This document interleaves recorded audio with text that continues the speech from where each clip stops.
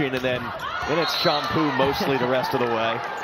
Her nickname, which she was telling us going into their win against Columbus on Sunday, is actually, she was named by her family very young, a nickname after a sweet fruit that is indigenous to Thailand that we wouldn't have heard of here in the States, but that's the origin of that nickname. I feel like super fitting for her. I mean, one of the sweetest people that you'll ever meet. Always a big smile on her face, just plays with so much joy. And we were loving that, and then she said her sister is named after the sport of golf. And then we were left kind of scratching our head what exactly that might mean. Running the gamut. As Jensen scores for Grand Rapids. And the biggest key right now for Grand Rapids, you can tell, getting the middle of the ball any chance they can. Early timeout on the court, 8-7, Grand Rapids.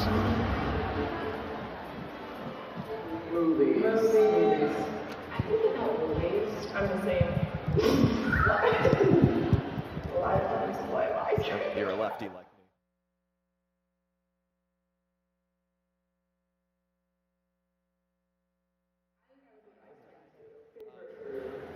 I guess smartphones are just really vital in this day and age. Yeah, probably my smartphone. I agree. It would be nice. Yeah, I would just tough it out for a week. I don't want to give up cheese forever. I don't either. I'm going to eat ice cream for a week to protect my future self. Yeah.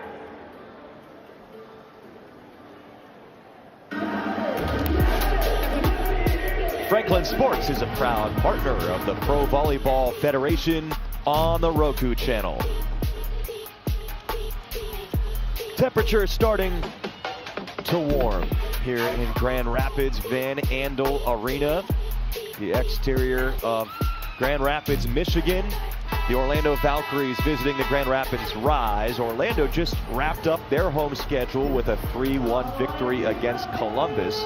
Orlando has won 2 of the last 3, although 2 of those were against the team at the bottom of the standings in Columbus. Grand Rapids has alternated wins and losses in 9 straight matches. Never quite able to get going, but coming off the timeout, Turner with an ace. They wind up with 2 straight at home to end the season. That's where the teams are coming in. Their setter Turner with another serve, and Foster coming through out of the middle. Great pass on Orlando's side, really nailing it up to the setter so they can get that middle involved. And Natalie Foster, just a rookie, but she has one of the most impressive arms that I've seen. It comes through lightning fast. Check out where she finishes this ball. It's just a speed demon. An answer, though, from Jensen. Alyssa Jensen, who played 4 years for Kathy George at Michigan State. So fun for Jensen to be back on the court with the person that really was so pivotal in getting that experience down in the game, and now at the pro level too here in the States. Courtney Schwann is able to hit that one inbounds, going close to a zone 4-4 shot right there from Courtney Schwann. Exciting to see Courtney Schwann back in the lineup because she didn't play that last matchup against Columbus, but getting some time off, now getting that rest toward the end of the season when this team's already in the playoffs, now back out there. Yeah, Amy Pauley said part of it has been they're experimenting with different combinations, looking for some more offense on the outside, but also get a veteran like Schwann some rest. Going into the postseason, not a bad idea either. Vanderweyde, by the way, picked up a career or a season high in kills in that last match, as Hansen is coming into the lineup and terminating for Orlando. First appearance for Abby Hansen since March 21st. So talk about mixing up the lineup a little bit. Briggs Romine tries to shove it toward the back corner. That's strong. A few missed tips and missed opportunities on Grand Rapids' side. If they're throwing in off speeds, they need to be a little more dialed in than that.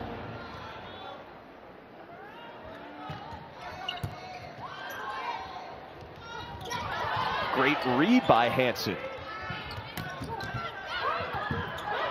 Scramble and involving Klicka. Holthouse, too much. And Eleanor Morehouse might have been the most pivotal difference that this Grand Rapids team has had in this late stretch at the end of the season when they've been getting more and more wins because of the experience that she brings, and she's got a heavy arm. 31 kills in the last 2 matches, and Bastianelli puts away the change.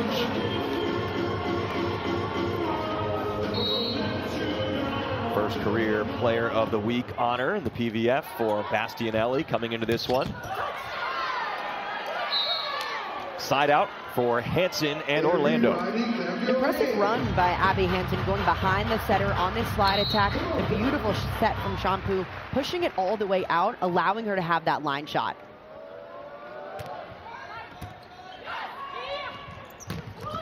Back one for Bastianelli. Orlando's got to serve just a little bit tougher because Grand Rapids is handling it so well. That means that girl right there, Allie Bastianelli, is getting a lot of swings and putting them down.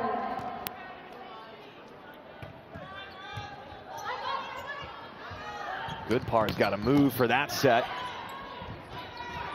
Carly Snyder toward the deep corner, and Grand Rapids in a little bit of a groove here in the first set. Beautiful swing from Carly Snyder, taking that pass and then going instantly outside. Beautiful movement and footwork going right in the seam.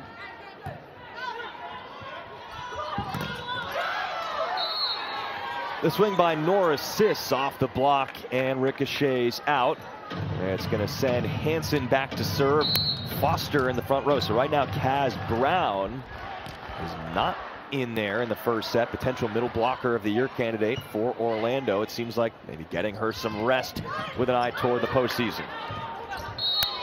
And well, you don't usually see a double at this level, but you just saw one there. Grand Rapids gets to 16, and a timeout on the court with the Rise up by 3 in the first set.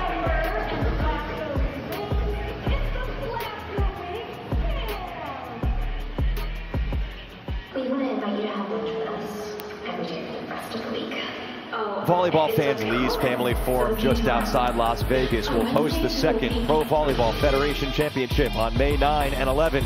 The top 4 teams will face off for the opportunity to earn a cool $1 million. All session tickets start at just $49. Single game tickets are now available, and they start at $29. On sale now at provolleyball.com/tickets. And Emily, we know who the 4 teams are at this point. It's going to be such a fun playoff because if it's anything like from what we've seen in this PVF season, it's going to be a madhouse, especially thinking the semifinal first round. As all session tickets give you access to not just the championship match on Sunday, but you get to see 2 in a row on Friday. We know it's going to be Indy, Orlando, Atlanta, and Omaha. The seeding, though, is not completely cemented. Indy is locked into 4, but Omaha and Atlanta both still technically could be number 1. Omaha is likely to be, and Orlando could play its way into the 2 seed, but also unlikely, although possible. Good dig from Shampoo there. Turner, nice creative back set. Briggs Romine covers her own hit with what they call an illegal touch. No, actually a net violation on Orlando. There was a little bit of a drawn-out process to see what that call actually was. Just pointing to the wrong team first, but they made up for it. The net was definitely moving halfway through that point.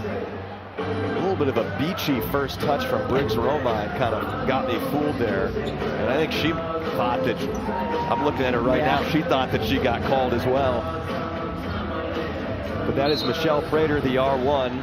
Davide McClarty at the scorers table where the R2 is situated this year. Abercrombie hitting left side. Diving play by Turner, saved off the net by Holthouse. Jensen calling for contact. Grand Rapids thinking about challenging, and they will. Just a phenomenal up in the backcourt from Elena Ogilvie to keep that ball alive.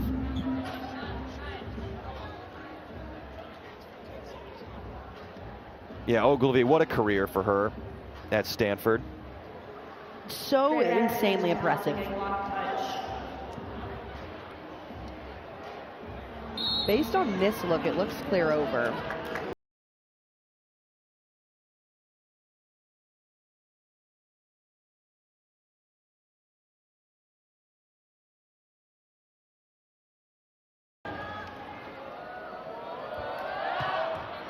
Ogilvie's going to take that server seed. Turner, Snyder.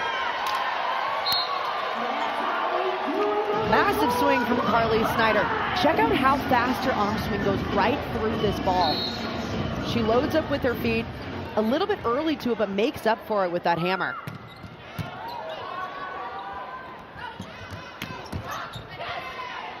Ogilvy takes the second. Holthouse with a big angle.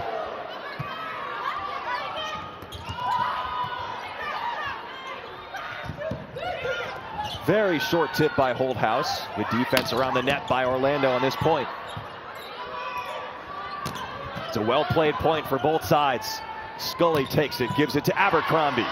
Ogilvy has to set for Holthouse. Good part, thinks about it. Abercrombie to the ground with that tip that she is so good at. Now we're seeing the defense come alive a little bit on both sides. Both Orlando and Grand Rapids were hitting insanely efficiently about up until this point, but now we're seeing defense, especially in the backcourt, starting to get under balls, get outside the block a little bit more, and that's elongating rallies. That type of point there is what we expect a whole lot of next a week and a half from now or so in Vegas.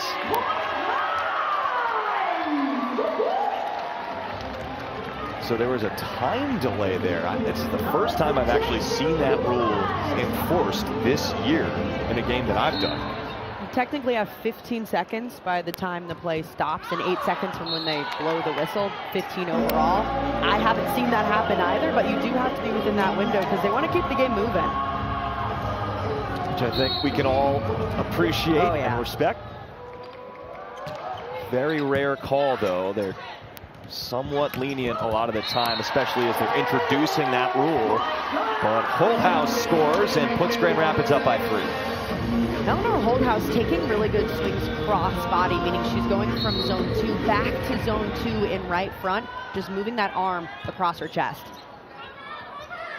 That pass from Sis brings Shampoo off the net. Snyder in transition for Grand Rapids. Snyder's back row attacks are almost just as good as her front row attacks because she has such great court vision. She can see where those blockers' hands are and knows which lane to put it down in. Timeout Orlando. Been an offensive match so far with the Valkyries trailing, yet hitting 379. Grand Rapids at 333.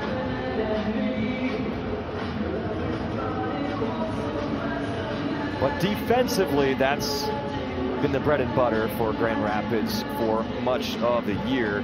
Now, the blocking, they're the #1 blocking team in the league, but Emily, you picked up on the defense in the backcourt has gotten better recently. And part of that is because you do have a rookie libero back there with Elena Ogilvy, just getting more comfortable with the speed of the game, playing next to certain players. A lot of times you'll see that jump slightly. This is just a massive jump in the last few weeks of the season because these players have gotten more comfortable back there. It seems like they're catching up. They'll use Jenna Otek at times in a DS role. Paige Briggs-Romine as well, someone that has come on as the season has gone along, gives them some more ball control from a pin perspective. And of course, Carly Snyder coming off a career-high 24 digs in their most recent match. And she's putting up libero-type numbers back there. It's been so massive for Grand Rapids to not only have great blocking up front, but also defenders in the backcourt who are in great positions around the block to make big plays. Last time against Orlando, she had a big double-double, as you just saw on your screen with a bunch of digs, but 13 kills, 24 digs in a 5-setter against Atlanta, in which Grand Rapids as a team dug 103 balls. Ogilvy had a career-high 30. I mean, just one of the best defensive games I think we've seen all season long. 205 combined digs in that one. I mean, it was so difficult to put a ball down, but that's what you get from this Grand Rapids Rise team. They are so scrappy. Snyder had 24. Turner had a career-high 21 from the setting position. Pretty rare you see a match with Morgan Hens where she gets overshadowed by someone statistically, but to her credit, she had 23, and Atlanta won the match in 5. Schaffmaster in the set.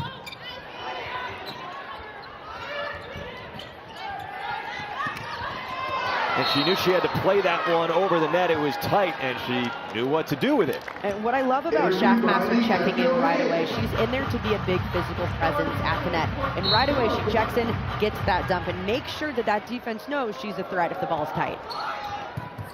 A short serve by Schwann. Gaffmaster again, read by Ogilvy this time.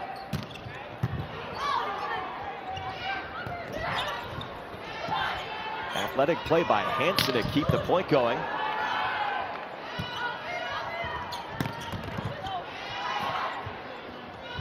Turner to Briggs-Romine, rejected. That's the reason why you check in Melanie Schaffmaster in this game, because she's a much bigger blocker than what you get from Champu, and she's also really good at setting it up. Look where she's right inside this play, so she can close up to her middle and dive her hands back in the seam. Amy Pauley said, make no mistake, that's a lineup that they've been so pleased with that you could easily see that in Vegas in important moments.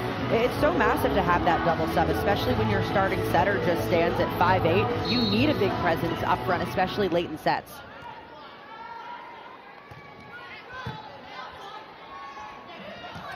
Sis. Grand Rapids, let's not forget about their block, #1 in the league. Now the Rise doing what the Rise does best. That is a massive block up front. Ali Bastinelli with great leg movement, getting all the way out. Her body not quite there, but her hand still back in the seam. First block of the match for them, despite their lead. Coming close to a second one, good coverage. But they're ahead in the point. Bastinelli on the slide.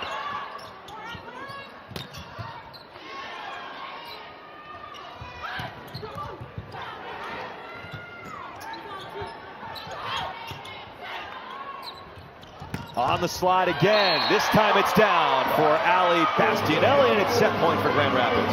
Even when it's a good play and you know Bastinelli is getting the ball, it's one thing to know it's going there, and it's another thing to stop it because that arm comes fast, so through.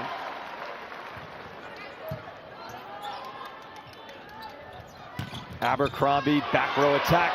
One-handed dig by Briggs-Romine. And Sis with the miss, and Grand Rapids making relatively quick work of the first set. Such an impressive offensive performance from Grand Rapids, a team that's known for their defense. Their offense is coming up clutch. Yeah, I think that's fair to say, hitting around 300 in the first set. Grand Rapids feeling it through one, a 6-point margin in the first set against the playoff team.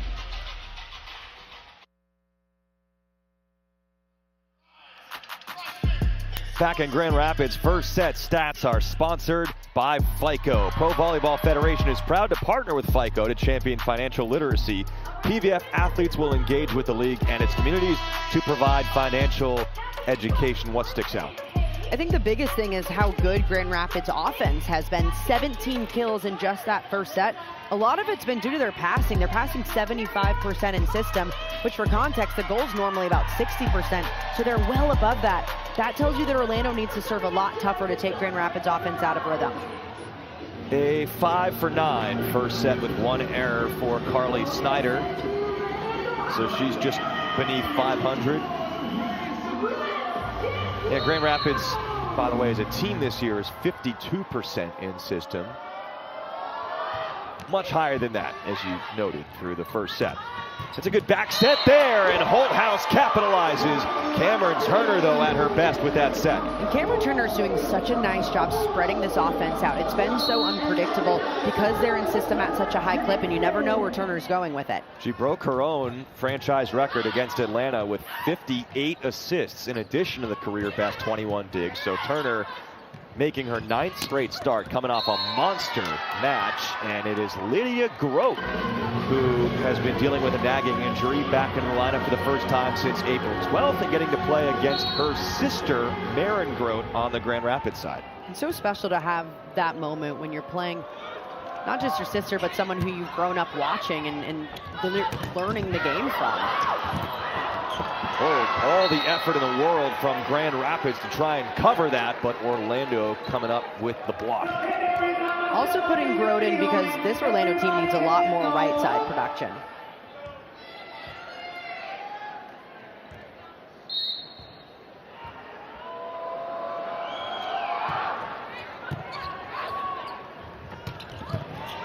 Good dig there by Nora Sis. but a roof on the other side. I think that was Holthouse who actually made contact with the ball there. Just a phenomenal setup on this block. Out of system, you know every time you're playing Grand Rapids, there's going to be a massive block right in front of you, and that is as well formed as it gets.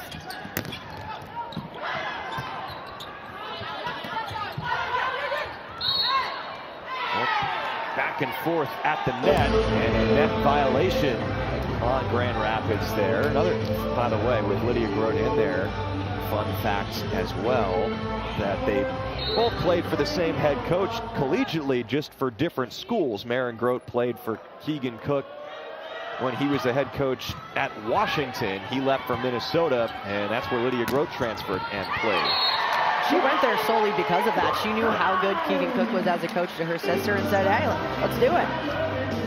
And they got to play against each other because Lydia started her career at Cal, and now they get to play against each other for, it's the third time this year if Maren gets in the game, which I don't believe we've seen her yet. It'd be the third time they were both on the court in the same match this year of the 4 meetings between these two teams.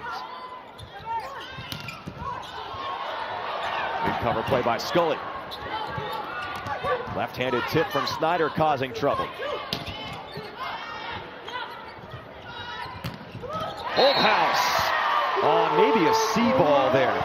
Such a difficult play to stop because this is an overload situation where you have the middle running a slide behind the center, as well as the right back player running a D ball in the same zone. So it's really difficult as a blocker to know who to go up with.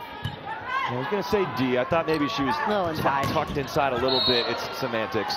It's a shot from Schwann there that's out.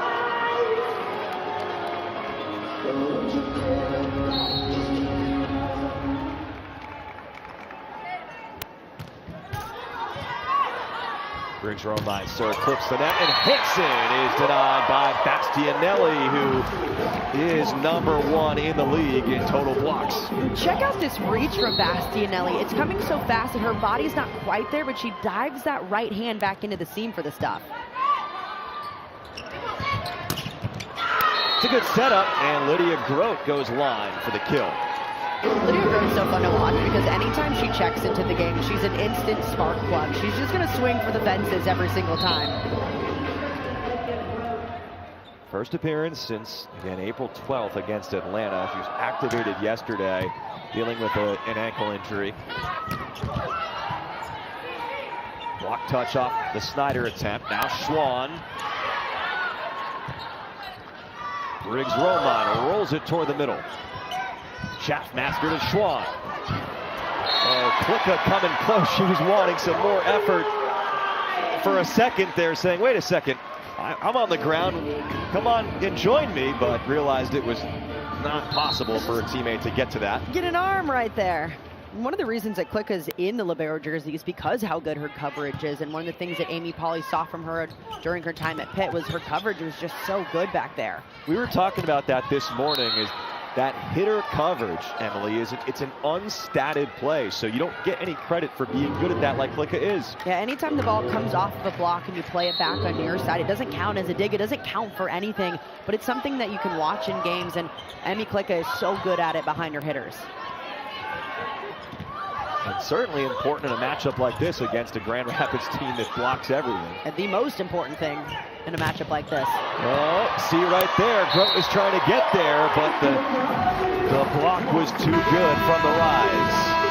And the Grand Rapids Rise are the first to 8 once again in the second set, an 8-5 advantage. Once again, closing the block, Jensen for Grand Rapids.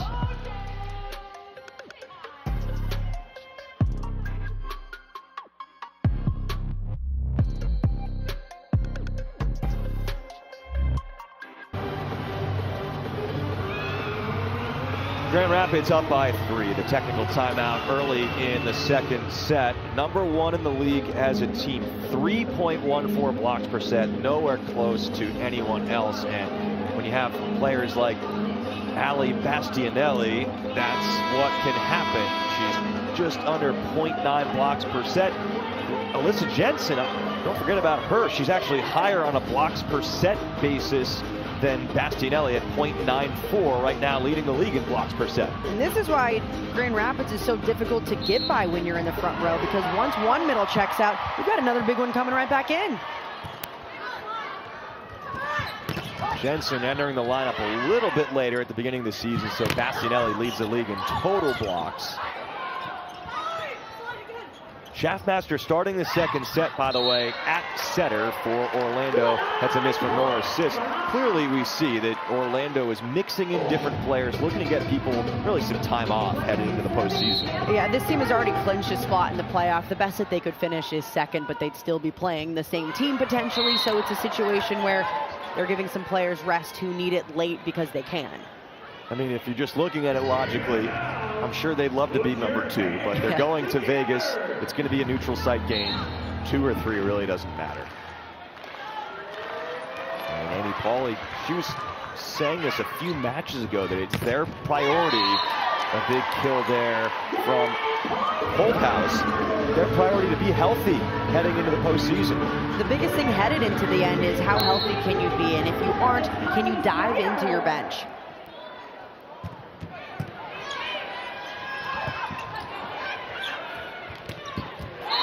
That is Alyssa Jensen. After a phenomenal up in the backcourt from Elena Ogilvy, her reaction time is so impressive when she's back there. Feet set, gets the ball up. That allows that middle attack to run. Yeah, she made that look easy. Cool, calm, and collected, as you'd expect. Nora Sis is deflected all the way across the net, actually lands out. So had to wait that one out, but a kill for Nora Sis. Number 3 pick out of Creighton, recently re-entering the lineup, her 3rd straight start.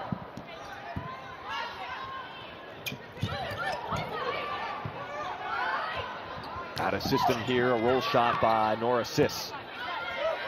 Paige Briggs-Romine tries to hit high and is off the mark. One thing that Sis has done really well, something that Amy Pauley wanted to see tonight, was how well can she hit out of system. And it's something that when you're in the situation that she is as an OH1, meaning you're right next to the setter, you're out of system a lot, taking a lot of swings, and how well can you handle that?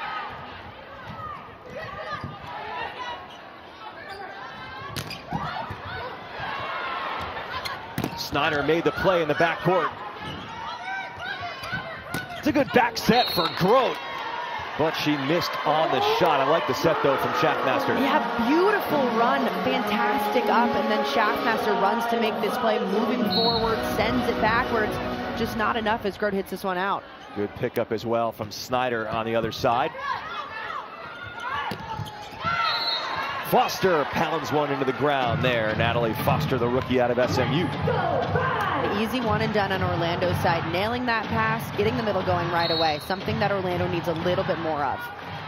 Amy Pauley said she didn't realize quite how good Foster's arm talent was. Hadn't seen SMU play in person. In her rookie year, she's number 3 in the league in hitting percentage.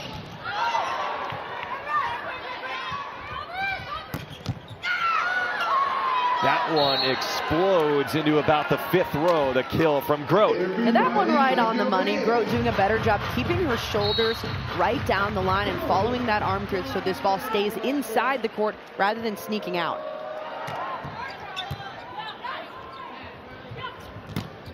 That's a fast tempo go set, and Briggs-Romine figures out the shot.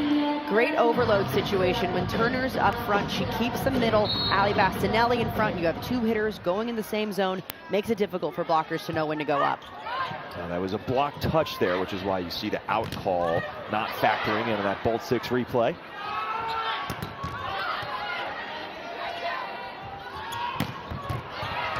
Good extension there. Just keeping it in play was Scully, and playing the angle, Schaffmaster. But putting it down, Bastianelli on the slide. Bastianelli is so good on this slide, and one reason why it's so difficult to stop is because how fast the set is. It's barely a foot over the top of the tape, and she's already hitting it. 9 kills for the Grand Rapids middles already. Schwann tries to punch one through. That is out. Orlando really struggling in the second set to just keep the ball in the court, hitting negative so far about halfway through.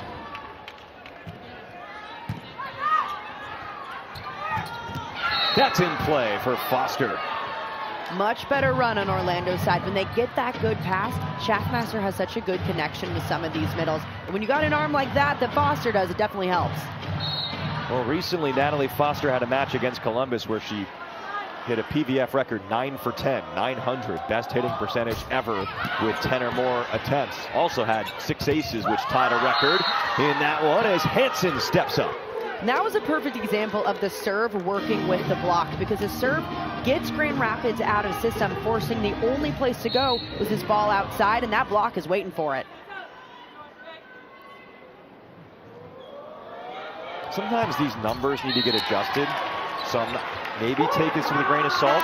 Grand Rapids passed 75% in system in the first set. They're passing 8% in system right now. I don't know whether to trust that, but a timeout on the court.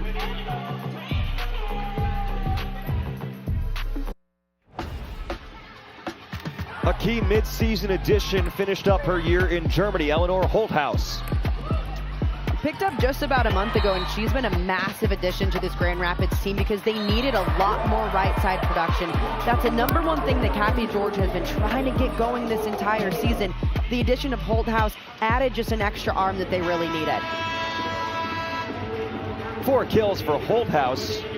Ali Bastianelli, the statistical all-around leader for Grand Rapids, with a 5 for 13 day with 3 stuff blocks already. Carly Snyder has 6 kills for Grand Rapids. Natalie Foster talked about her efficiency off to a 4 for 4 start for Orlando. Nora Sis has been set 22 times. Talk about Orlando not being in system enough. Already feeding one of their outsides 22 sets. She has 4 kills and 4 errors as that play is finished off once again by Hansen. Orlando's definitely picked up the service pressure in this set, which is why we've seen that Grand Rapids passing number dip a lot. They need to continue that throughout the rest of the match if they want to come back. I almost didn't want to believe the number, but I guess it may be true. With 75% in system in the first set, around 10% so far in this set.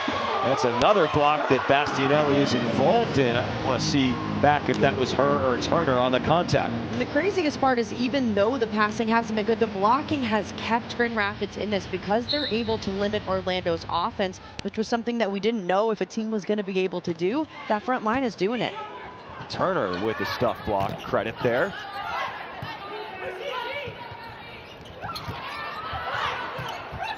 Second effort, Hansen.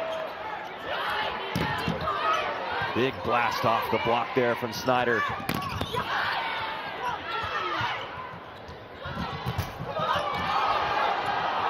Covered nicely by Grand Rapids, and Turner comes in, the lefty setter.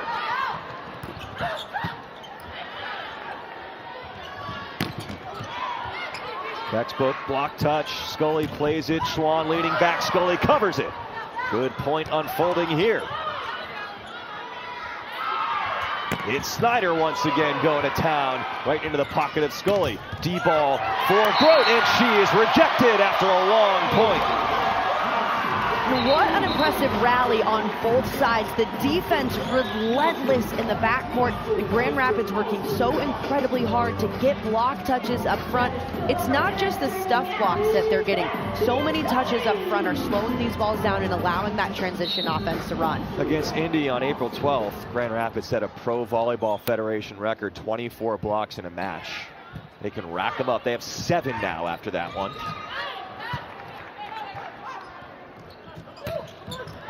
Briggs Romine takes a cut and connects out of the back row. That's in play.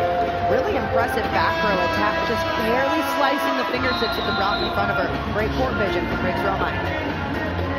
Grand Rapids, if they had made their way into the postseason, they would have been a tough matchup for other teams with this block. They could take a team like Orlando that's the #1 offense in the league and has now just called timeout. Granted, Orlando resting some players, but Grand Rapids has made this #1 offense look lesser than #1. It's been so impressive what Grand Rapids has been able to do to some of the top teams in the PVF, because if you're playing them and have maybe even slightly an off night offensively, this Rise team will capitalize on that time and time again.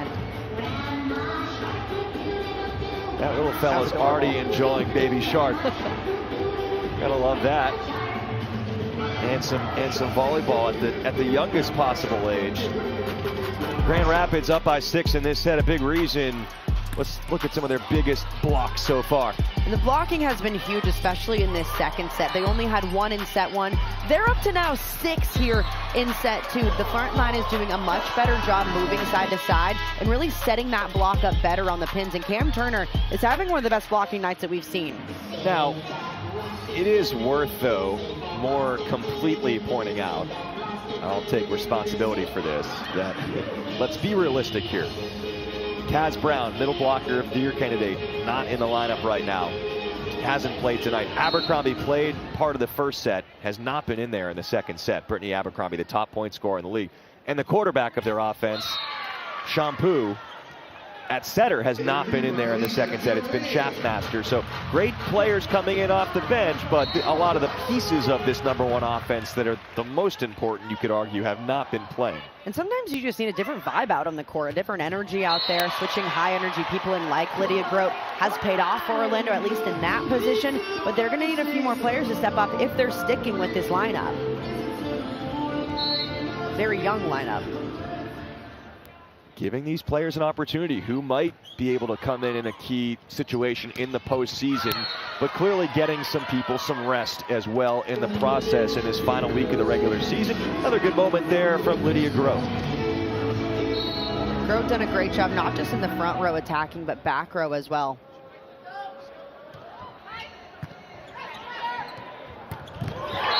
Well, they like some separation from the setter. Those middles are very capable of competing on that gap set, as you just saw from Jensen. The biggest reason why is because their spacing is so good. As you get further off of the net as a setter, the middle has to follow you and get further.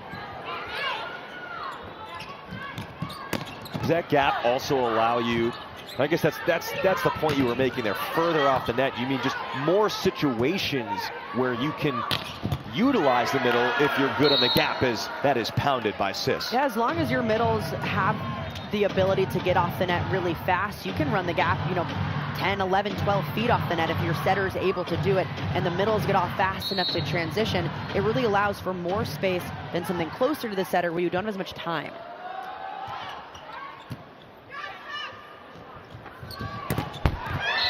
Briggs Romine using the block, and Grand Rapids really had control throughout the night so far, closing in on a 2-0 lead.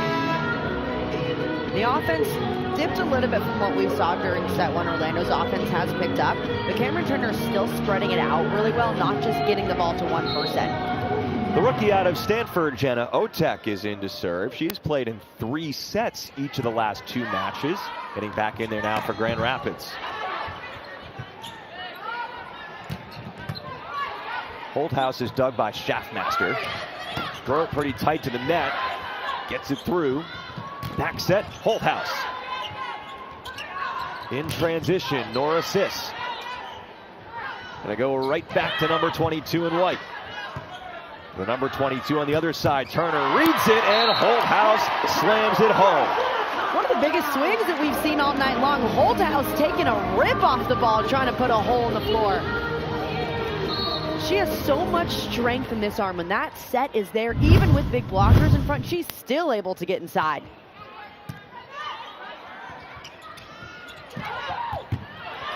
Big play by Otek, laying out. Grote's got to get over there, realizes it. This is just a free ball. Good first touch by Snyder, and it sets it up for Bastianelli. The reason that the middles have been so efficient, it's been a lot of transition game. When they're transitioning a ball from dig to attack, the middles are doing a really nice job getting off the net. 6 kills on 14 swings for Ali Bastianelli, plus the 3 stuff blocks. Nora Sis extending the set for now.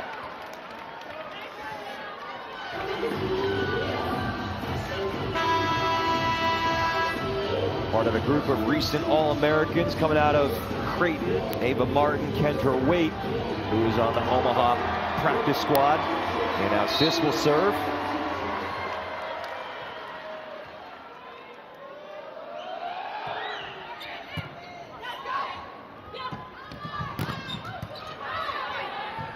Good reaction from Nora Sis, but Schwann is off the mark, and a healthy set 2 victory right there for Grand Rapids, 25-17.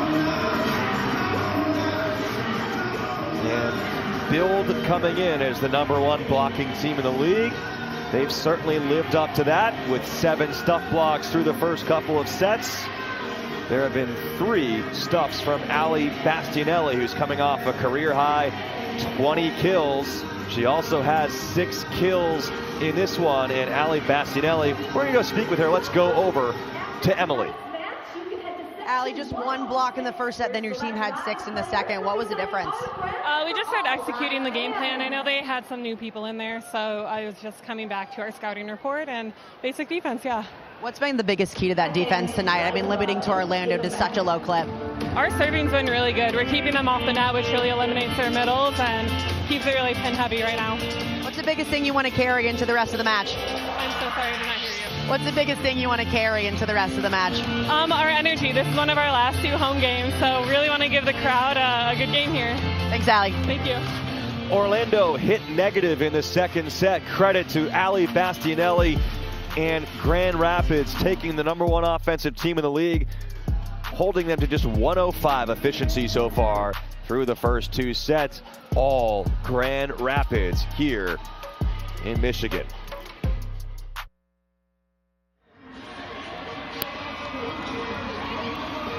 Well, I mentioned it when you just wrapped up talking right there with Ali Bastianelli, Emily, that in the second set, Orlando finished hitting negative. See the numbers overall, just 105. Grand Rapids completely keeping Orlando's offense in check. The biggest thing has been Grand Rapids off defense not dipping at all. We've seen it just get better and better. The blocking is improving, the backcourt defense is picking up more, and although the Rise had a dip in their offense, Orlando had a bigger dip. They did, and again, it's credit to what Grand Rapids presents, the challenges up front as a blocking unit. Orlando still hasn't gotten to 20 through 2 sets.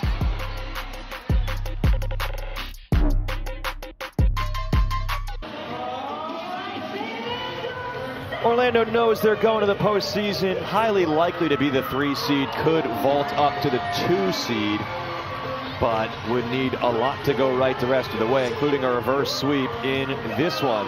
Trailing Grand Rapids 2-0. Emily, how would you analyze Orlando and just their mindset at this point? Understanding they're clearly resting players, but of course they would like to show up a little bit more, I think, than we saw in the first couple of sets. Well, for the players on the court as well, some of these are players that don't often get that many looks during the season, so they're trying to impress their head coach to say, hey, I deserve a spot out there.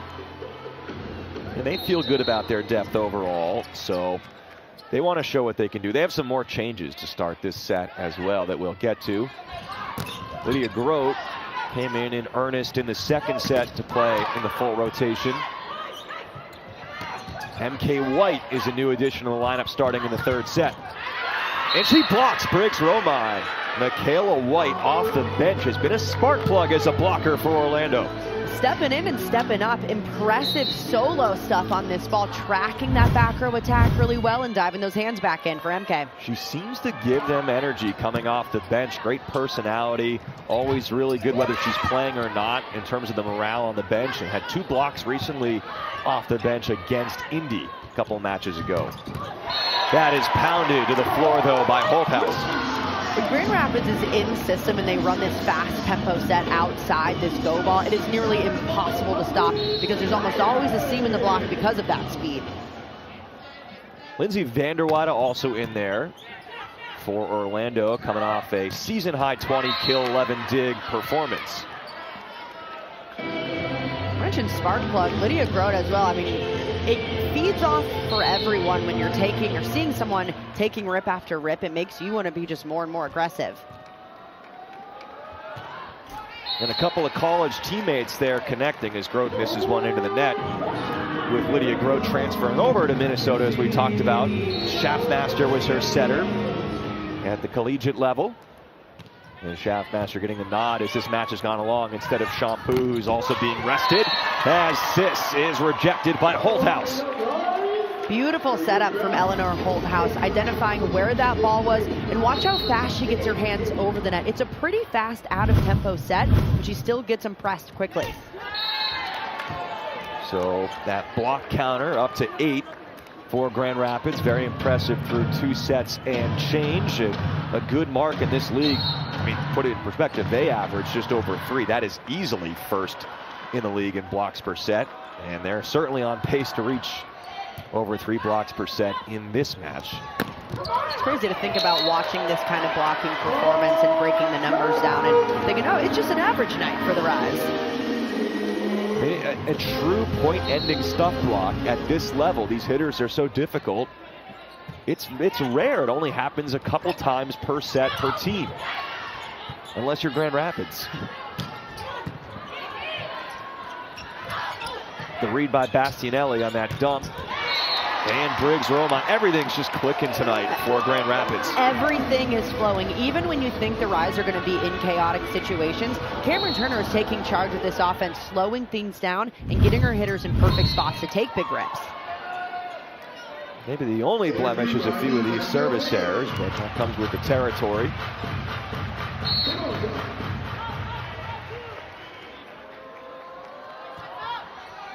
Seven errors now for Grand Rapids as a serving team, but they've been putting good pressure on as well.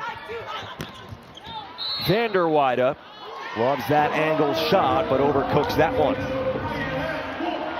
Just barely almost clipping that sideline. It's a good shot, just have to get on top of it and snap a little bit more. Gotta get that shoulder warm though, just checking in the game. Yeah.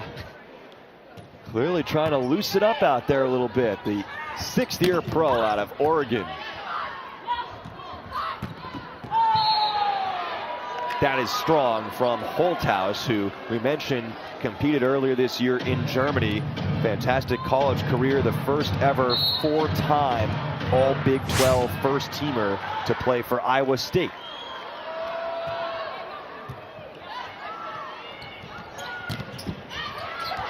And Snyder is blocked, and MK White in the middle of it again. And MK White has really been that spark plug for Orlando stepping in, and nothing gets your team hyped up quite like a block does. She's doing a really good job moving side to side. Especially when she gets the block, because then you get that A+ celebration from MK White.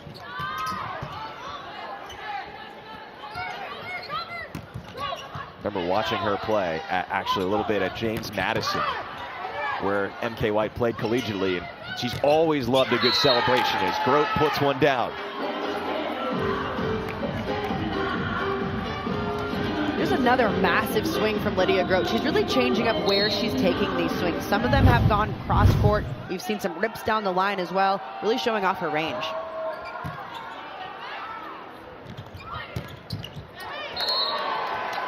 Another big back row swing from Briggs Romine.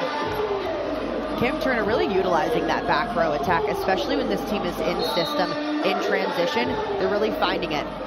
Double-figure kills now for Briggs Romine on that one.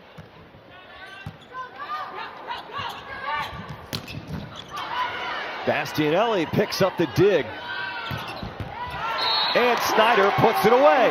Beautiful set from Briggs Romine in the backcourt. It takes so much strength and confidence to step in and put in a perfect ball for your outside, and that's as good as it gets. Carly Snyder starring at the University of Florida and now in the PVF. Sending us to the timeout.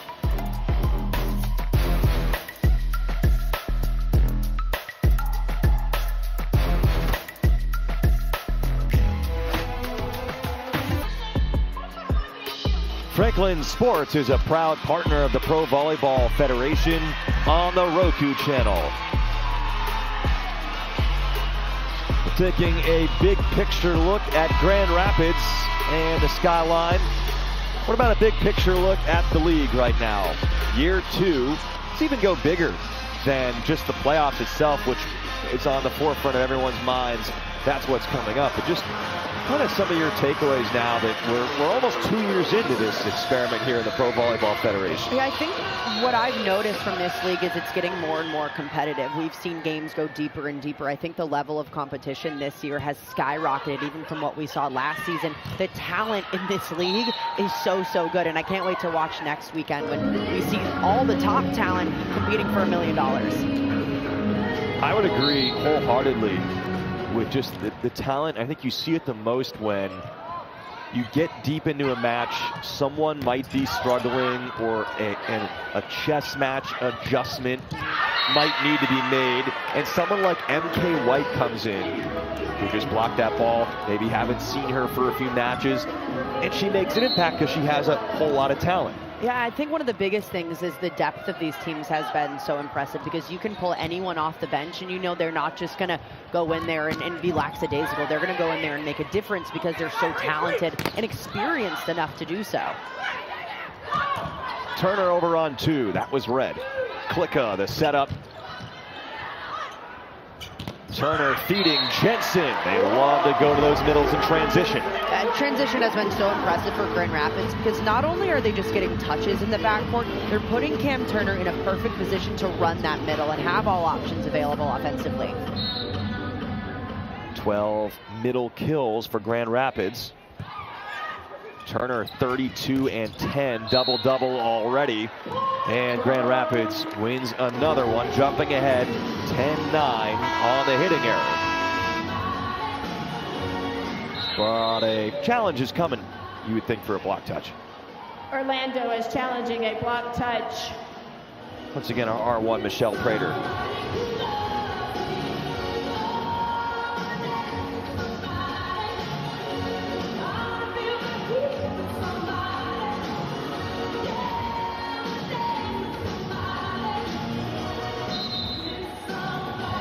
Usually get the call pretty quickly with this Bolt 6 replay review technology, and the quick answer, no block touch. I mean, nothing's getting by Bolt 6. So Amy Pauley tries it, thought she saw it. Doesn't happen there, an unsuccessful challenge. So one challenge remaining for Orlando in the set.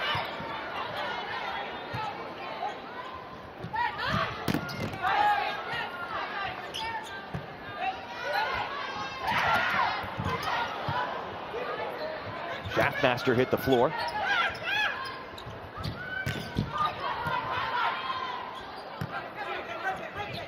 Nora Sis is dug by Snyder. Oh, Ogilvy, dangerous play, getting over there toward the ref stand.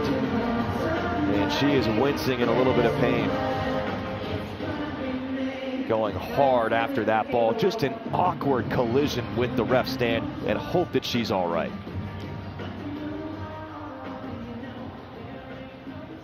That's what makes these liberos so tough, is they are so relentless, and they're going to go after everything, especially a player like Elena Ogilvy. She's not going to let that ball fall without getting after it.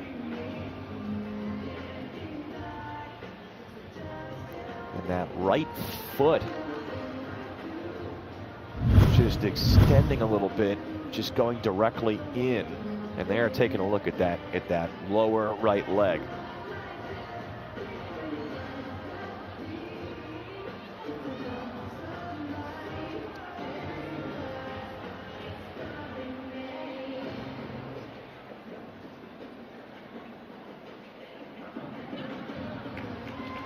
It's been a fantastic rookie season for the Honolulu native, who played 5 years and was a 2-time All-American honorable mention at Stanford, 2-time Pac-12 Libero of the Year. And we were talking heading into the match about just how constantly impressed we are about her personality, how cool, calm, and collected she is. One of the biggest reasons that Grand Rapids has the best defense in the PVF is because of a player like Elena Ogilvy, who earned a starting spot on this team 4 matches into the season. She's been a massive difference maker, anchoring the defense, anchoring the serve receive. And just from, like you said, a personality perspective, she is so cool, calm, and collected all the time. Nothing rattles her. I think what Grand Rapids might be talking to Michelle Prater about is that they elected to only dress one libero in this match. So, not a situation like if this had happened with Orlando, if one had gone down, they already had a second libero dressed. It would be pretty simple. But if they're going to have to make an extraordinary substitution here, that they'd have to designate someone else as their libero now going forward if they feel like Ogilvy can't continue. Jenna Otek hasn't entered the set yet.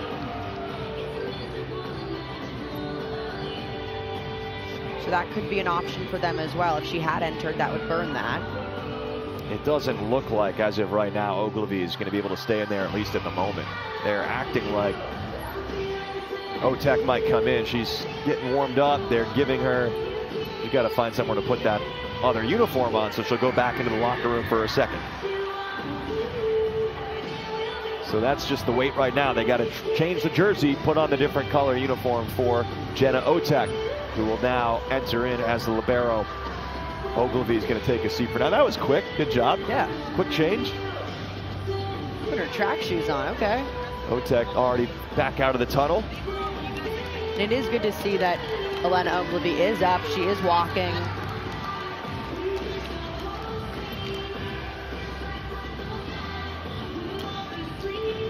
Otek out of Purdue. She did start the season as this team's libero, and she's been going in as a DS role essentially since then, and has really helped anchor this defense. So she's ready to be in this role. She's more than capable. A former Big Ten Defensive Player of the Year and two-time All-American honorable mention. So our understanding is, but the word that I've been given is Ogilvy is now done for the night because of the nature of that substitution. They had to establish a new libero, and so because of that extraordinary substitution, Ogilvy cannot re-enter just by rule. So just first and foremost, hope that she will be okay going forward, but for the purposes of the volleyball here, going to be Otek now as their libero. Now you got to make sure that your team is ready to go. I mean, that's a pretty long break. You have to make sure you stay warm. Grand Rapids had momentum. Now do they lose it? They have to make sure they don't take a dip right here. Yeah, the set's tied at 10, but it certainly, there wasn't a moment where it ever felt like Grand Rapids wasn't in control. We're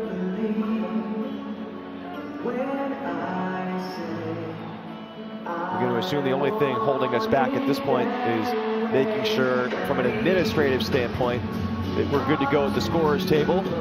Making sure everyone's in the right rotation. And ready to get back at it.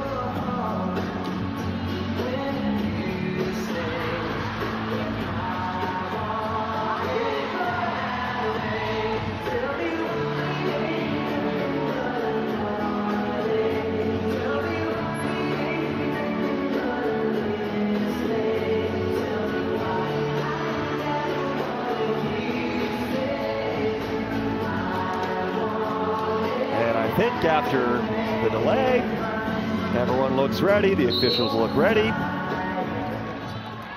and we're good to resume with Otek wearing the blue uniform.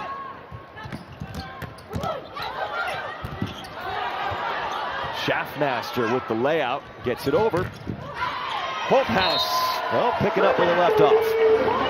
Beautiful swing for Holthouse. That was a very good play right out of the gates to establish that you still have momentum in this matchup. And great backcourt defense for Jenna Otek, stepping in, taking that free ball right away. 8th kill of the night for Holthouse, originally from Richmond, Minnesota. Finished top 5 in Iowa State history in kills during her career. On the combination, it is Nora Sis putting one away off the block. Great side out for Orlando. Lindsay Vanderweide stepping in, passing beautifully. What was a really tough serve from Snyder.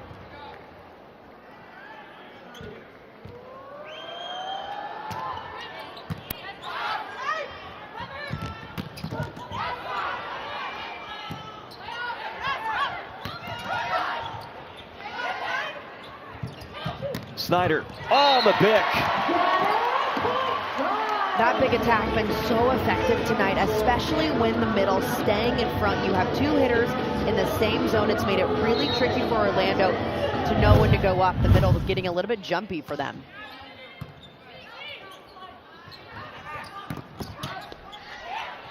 No libero in there this point because the middle blocker serving, and that's a termination by Briggs Romine off the block and then hits out of play. Both pins for Grand Rapids are doing a nice job going right off of that block. If it is well formed in front of them, they're swiping it off into the antenna. Double-double for Paige Briggs Romine. Grote connecting up high with Jensen. Jensen just couldn't get out of the way fast enough. That ball's coming with so much heat from Lydia Grote. It's a beautiful swing right down the line. Check out how fast this ball is coming off Grote's hand. It is lightning fast, even in slow motion. Well, when you're backing up Brittany Abercrombie most of the year, it doesn't give you a whole lot of an opportunity, but with Abercrombie getting a rest, Orlando in firm playoff position, Grote showing what she can do tonight. The retaliation, no, from Briggs Romine.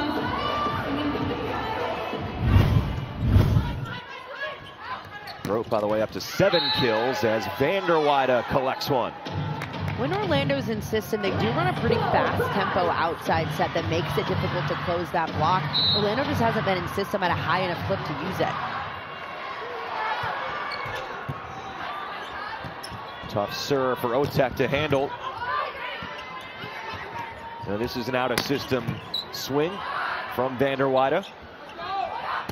Same for Snyder, and she missed. So it's tied at 14.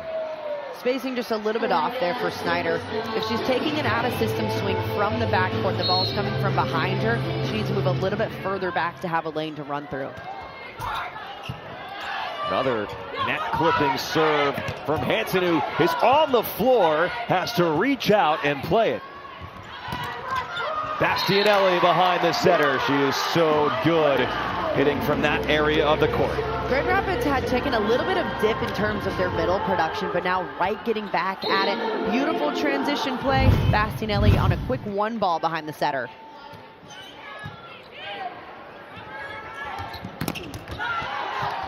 Schaffmaster covers the block. Got to go back to Vanderweide.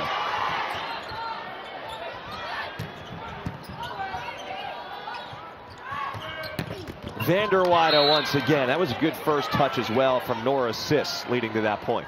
Just calming the chaos on Orlando's side. A beautiful pass from Sis, gets that ball up front, and then Vanderweide using that power to rip right through the block.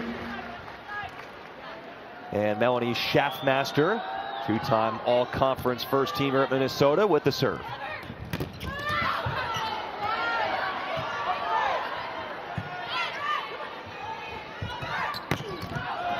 High swing, and Vanderweide knew she just missed it. That takes us to 16 in this third set. Grand Rapids leading Orlando by a point at the technical timeout, but the Rise are up 2-0. Well, Grand Rapids up by 2 sets. We are seeing why Paige Briggs Romine has made such a big impact the latter half of the season. And Briggs Romine has been so impressive because of her range and ability to hit different shots. She's an undersized outside hitter, so she has to have the ability to see the block really well and go around it. We're seeing roll shots from her, tips from her, and a lot of power right through that seam. And a lot of these, what you would call ball control outsides, OH2s across the league, a lot of them are veterans. Briggs Romine, what makes her so impressive is she's a rookie coming from a non-Power 5 school in Western Kentucky. And the number that you didn't see there, which we don't usually show, is that she was passing so far today 78% in system. That's maybe the best number she's got going so far as well. Which on the season, she's 72% in system, which is such an insanely high clip. You get great production from her offensively, but then she's like having another libero in the backcourt as well. Certainly helps right now with Ogilvie recently going down with, we hope is nothing major, but for now having to stay out of this match the rest of the way with that injury, going after a ball, colliding into the referee stand. Turner to Jensen. Turner's got to play it. Otek with a second touch.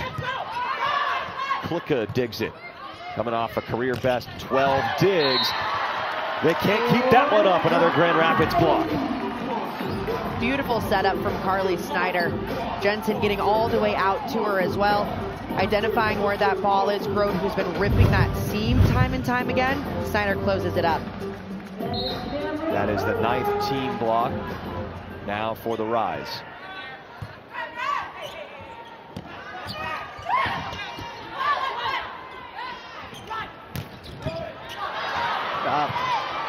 Briggs Romine was the one who got there first.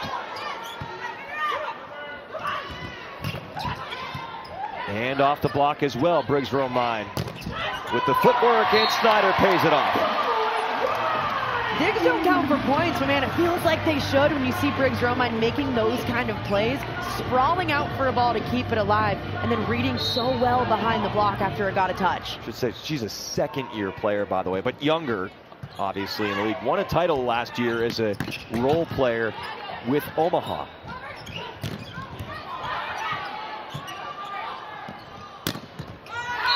Off the block and down, Nora Sis, who is a rookie out of Creighton.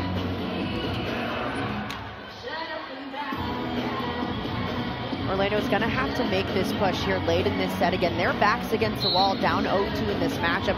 If they're going to have a push, it has to come now.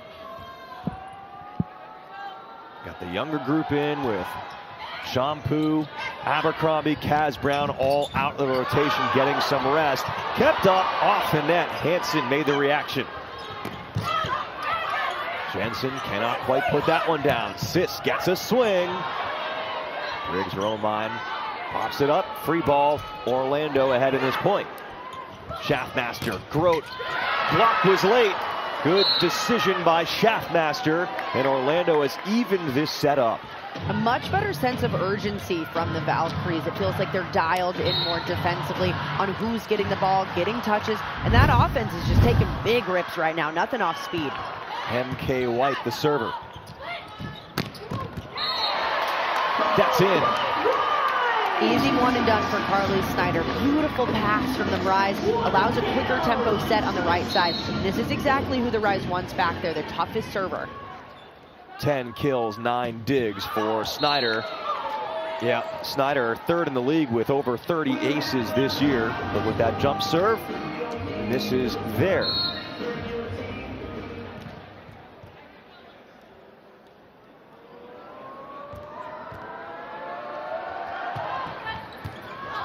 Shanks the pass. And a miscommunication there on what should have been put over easily, albeit a free ball situation. That was probably the worst point of the night for Grand Rapids. Yeah, those are the plays that you just cannot have, especially late in sets when you're entering that red zone from point 20 on. You have to play as clean as possible and make sure that you're extra communicative. Orlando a rare lead in this match, 20-19, forcing a Grand Rapids timeout. Well, volleyball fans, Lee's Family Forum just outside Las Vegas will host the second Pro Volleyball Federation Championship on May 9th and 11th. The top 4 PVF teams will face off for the opportunity to earn a cool $1 million prize. All session tickets start at $49 and single match tickets start at $29. They're on sale now at provolleyball.com/tickets. The current standings, playoff positioning. So the way things have to go the rest of the way for anything to change, Orlando would have to win both remaining matches. Atlanta would have to lose both in order for the Valkyries to flip-flop, although that actual playoff matchup would remain the same. So you could argue about how impactful that is. There's also an outside chance, Emily, that Atlanta could move into the 1 seed, but not only would they have to win out and have Omaha lose out, none of those sets or none of those matches could go 5 involving Atlanta or Omaha, so it's unlikely. And I think what I'm most excited for is this Sunday, Omaha and Atlanta are actually facing off, and that could be the decider of who gets that 1 seed. We'll see. It's, again, with tiebreakers, I wouldn't say it's likely for Atlanta, especially just considering that even if one of those matches goes 5, then it's over and Omaha moves on or clinches the 1 seed, but it is more than possible that Atlanta versus Omaha match could end up deciding things. As Orlando making a run, up 21-19 now. Nora Sis showing some good humor after that kill. Coming up next on Roku tomorrow at 7 o'clock, Atlanta versus Indy. Two playoff teams squaring off in Fishers, Indiana. All right, now this is the red zone from point 20 on. Both sides need to make sure they're absolutely dialed in, especially from the service line, putting in hard serves, but they need to make sure they're in and at least give their defense the opportunity to play on. Putting in Rasky off the bench to serve. Began the season as the starting setter. Bastianelli couldn't put it away.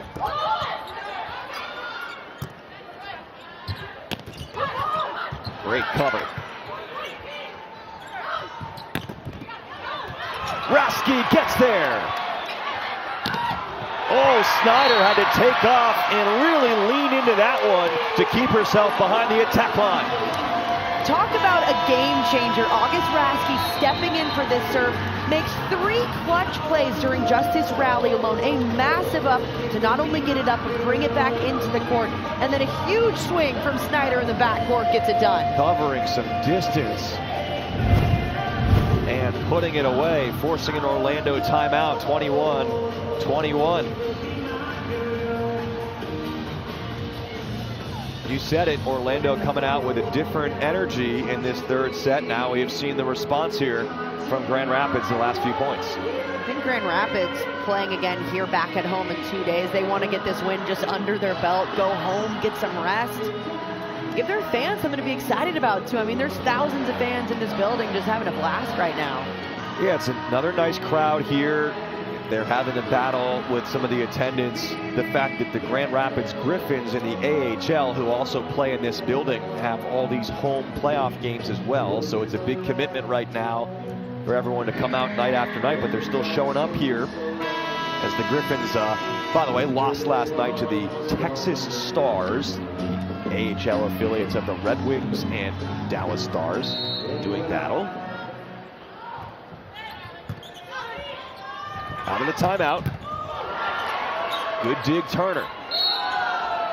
Double contact. And that's a play you just got to shake off, especially as the setter coming in so confident to take a swing at a set at that ball. Tough error, though, at a tough time.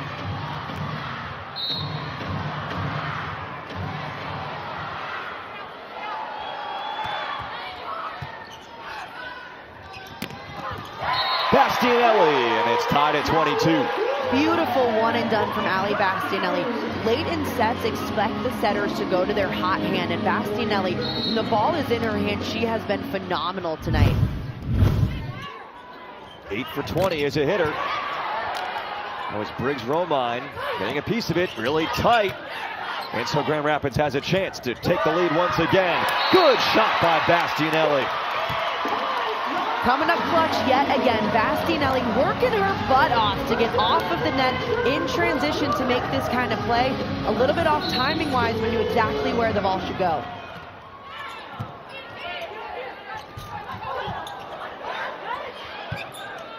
Grand Rapids was calling for a net there. Bastianelli was. Didn't get the call.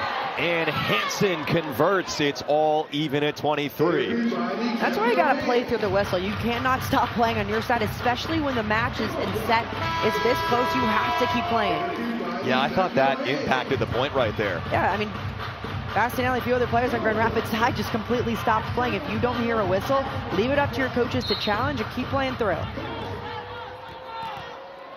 First check-in today for Ellie McKissick, who made her pro debut last time against Columbus, and on her very first career dig, it became a dig kill. That was crazy. In that match, she comes in to serve and play defense. Oh, they just keep that in play. Grand Rapids. Vander Wada puts it down, and Orlando has earned a set point. Orlando keeping all of the pressure on Grand Rapids, forcing them to try to make a play and keeping this ball in. Really good swing, fast tempo set outside, beats that block in. Rise knee to side out.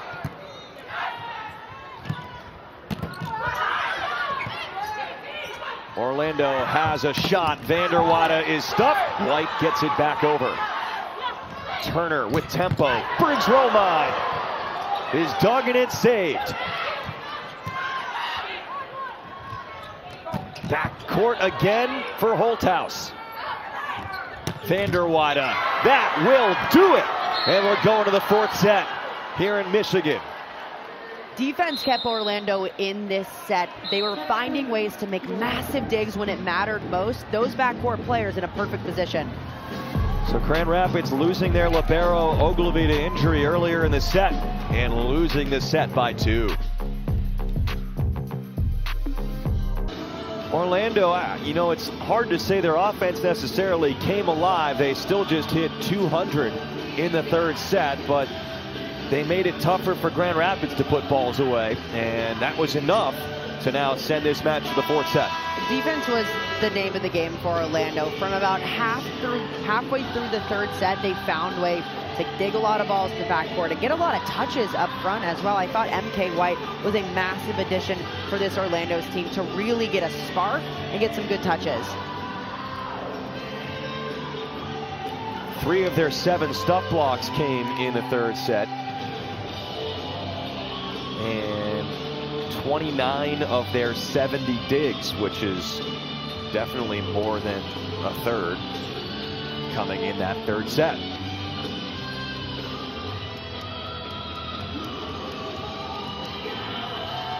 There are definitely some personnel issues for both sides. Orlando choosing at this point to sit Kaz Brown, Pornpun Goodpart, Brittany Abercrombie. And Grand Rapids losing their starting libero, Elena Ogilvy, with an injury.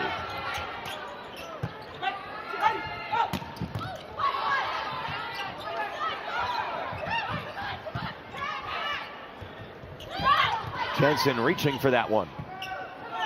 Plicka with the second ball. 2 assists. Norris has really turned it on as this match has gone on. We're seeing her taking harder and harder swings, and the connection looking a lot better than the beginning of the set.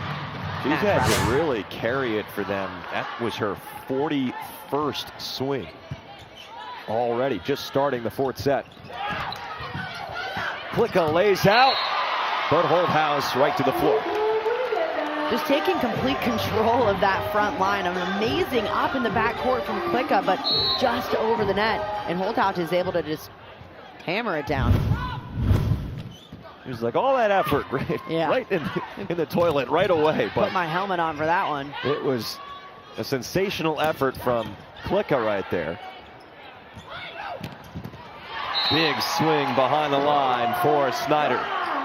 Grand Rapids went away from that big attack with Snyder back there toward the end of the set. I'd like to see them get that a little bit more involved to diversify the offense more.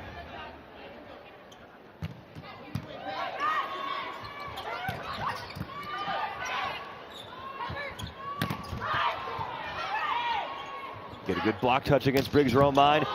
Sis with the swing. Another phenomenal swing from Nora Sis outside.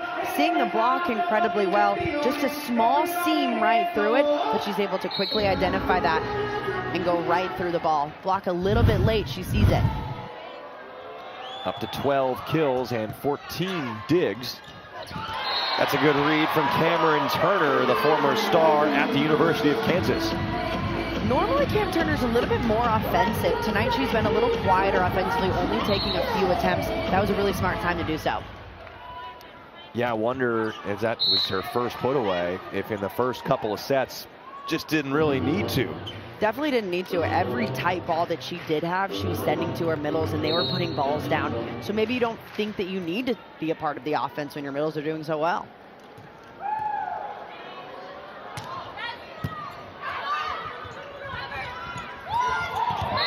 Tip kill there for Briggs Romine. Really good push from Cam Turner. Moved all the way back to the right side of the court, but uses that strength to push it out.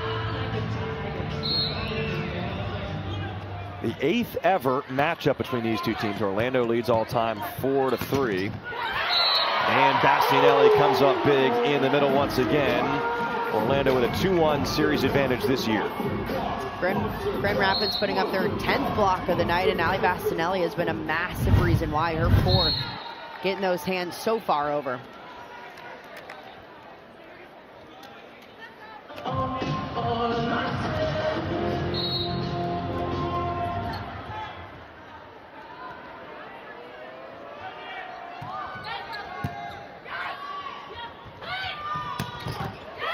She really likes that shot. Briggs Romine loves to chop that ball down the line whenever she can. Yeah, a little no-looky cookie. So her shoulders are facing cross-court, which will tell the blockers that's where she's going to hit. And then she brings her arm across her body to hit the line shot instead. Waiting on bolt 6 there for a moment, then the call is out on the serve by Briggs Romine.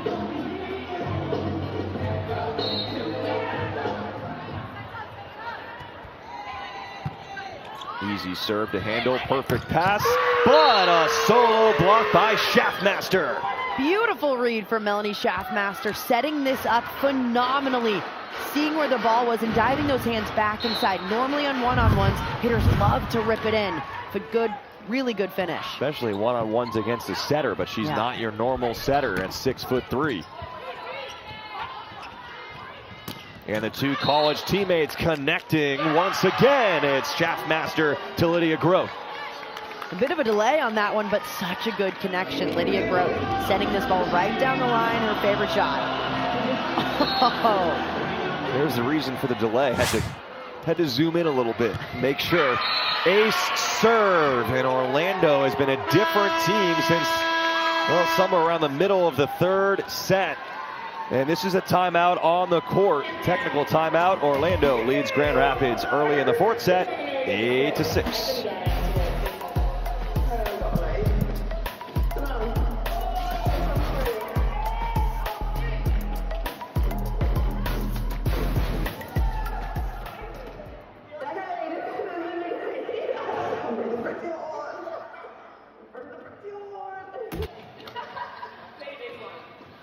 Orlando won the third set to keep the match alive, and now up by 2, still in the early going of the fourth set. Nora Sis has been leaned upon, 12 kills, 15 digs. Sis has been phenomenal, really, for her all-around game. Yes, she's putting balls down left and right outside, but in the backcourt, she's been a massive piece for this Orlando team that really defensively has turned it up a notch in the last set. And we were chatting this morning about, and I think Amy Pauley even weighed in on this and mostly agreed with us, that, you know, we see a lot of rookies that are coming straight from college ball. We've seen some of them trying to hit a wall at some point during the season. As Grand Rapids with the side out. But Nora Sis, because she was out of the lineup for a while, playing behind more veteran outsides, she gets to come back in now and be fresher for her. Yeah, it helps kind of that wear and tear, because you're essentially going from one season straight into a second season, which is why you see a lot of rookies kind of plateau in their game at some point. But Sis has just gotten better and better because she's had a little bit of time to rest in terms of games. Little last-second decision there to let that ball go, and a missed serve. And now we do, by the way, officially get to see the two Grote sisters on the court at the same time. Maren Grote has checked in for Grand Rapids. Lydia Grote out there for Orlando. Holthouse, I think, just went in the net there with that swing. And Holthouse was so good in the beginning of this match. She was taking big rip after big rip. Turner's gone a little bit away from her. I'd like to see them get her a little bit more involved in good situations.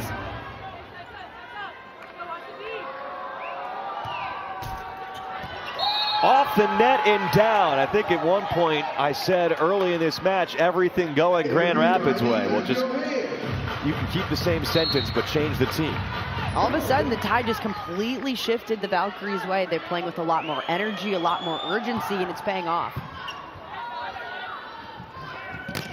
Behind the setter for Grote. That is her bread and butter dating back to her Washington days. Maren Grote is so good on that slide attack, and she loves bringing it right back into the court. She's 6'4", and she has an incredibly high reach, and she's able to really go grab this ball. You can see it going over the block there. Feels like Orlando has every bit of the momentum, but it's still just a 3-point margin. Grote sisters laughing at each other. Grote on the other side. Lydia Grote with the kill. Lydia Gropin so effective down the line, going up and over the block. She's got a really high reach as well that allows her to go either over or right inside, just ripping that line shot.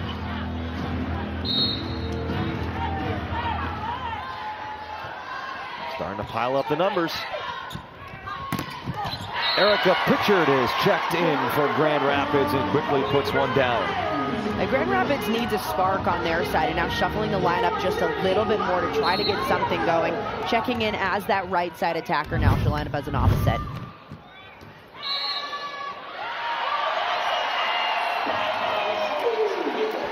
One of the best serves that we've seen all night. Snyder ripping this one right down the line, just clipping it. One of the best in the league. Turner picks one up, and Briggs Romine to the floor. Grand Rapids with a little surge right now. That's the Briggs Romines that we saw through the second set, just taking rip after rip, not afraid of anything, even on out-of-system plays. 15 kills now.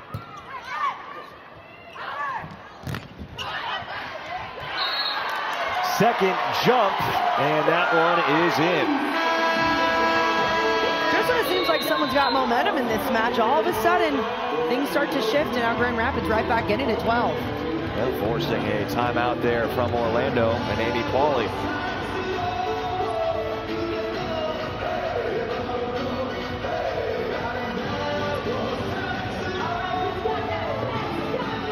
If you're Grand Rapids, we talked about sort of the mindset for Orlando. They know they're going to the postseason. They're getting ready for the postseason. With 2 matches left, what's Grand Rapids trying to accomplish here the rest of the way? And the biggest thing is just finishing strong. I think you owe it to a fan base like this and an organization that has treated everyone so incredibly well. And for players that are so close on that team, you always want to go out on a high note. You just don't want to coast through the end of the season, because these players are still playing you to stay on these teams next year. They want to prove it to the coaches and the front office that they deserve to be on the court.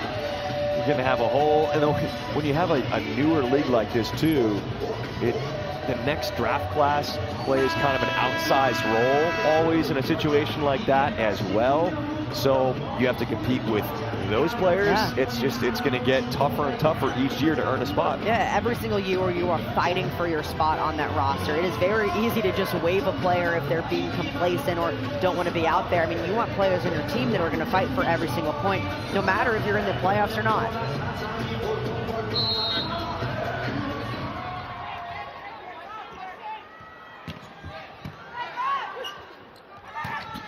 MK White. Orlando taking advantage there of the momentum stopper and the timeout. White doesn't get many sets up front. She's more of a defensive middle, but when she does get a look, it's oftentimes one-on-one because of that. She was a starter a lot of the year for them last year. Began this season mostly on the practice squad, carving out a little bit of the role the last few matches off the bench. I love that swing from Briggs Romine. An even better set from Pam Turner. On the move, turns her back to the net. Just a really athletic play from the setter, getting her hitter in a perfect position to take a good swing at this. You mentioned that's the trait that really stands out about Turner, her athleticism.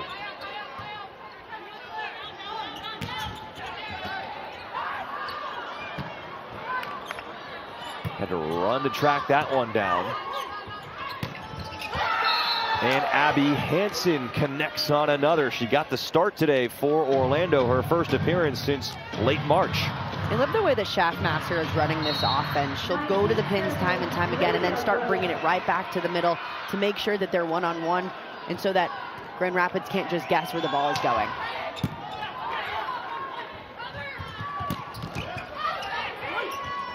Grote scoops it up. So does Snyder. Flicka has to react off the block. Huge hammer from Nora Sis. Massive swing going inside the block. Grand Rapids set this block up beautifully. Sis just could see it go inside it, turning that right thumb down to hit a slice shot. Yeah, she was well inside of that block.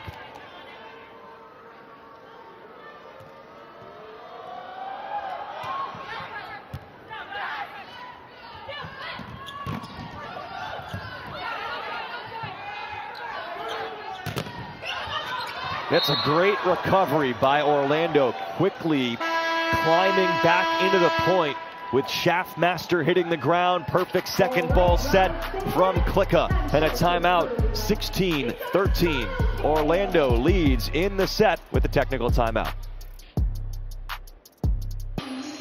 Hey, welcome back to Grand Rapids with Nora Sis battling Paige Briggs-Romine. Now, those percentages there are their kill percentages, I believe, on your screen. A little bit different than hitting efficiency, but nonetheless, those are your leaders in kills. It's been so impressive to watch these two players who really earned starting spots on their respective teams. Both didn't start the season in those starting roles, but have earned them as the season has gone on.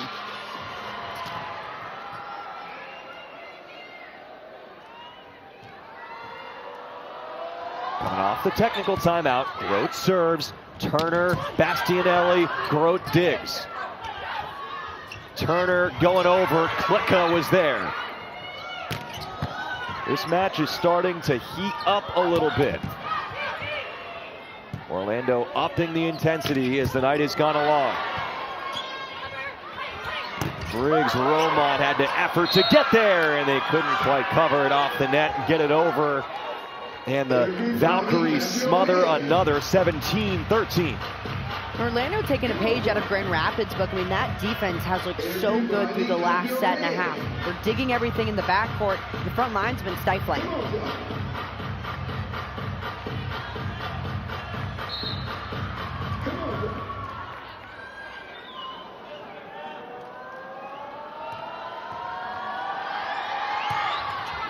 Difficult serve, but well passed by Snyder, and Bastianelli found the angle. Easy one and done for Grand Rapids. Beautiful pass leads that middle attack. Grand Rapids needs to do a little bit more of that. Keep the middles involved.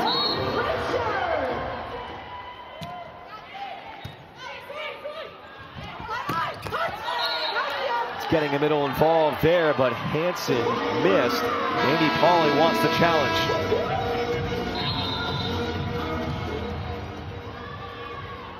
Orlando is challenging a block touch. Both six has been like extra fast tonight on these, so we'll see about this one.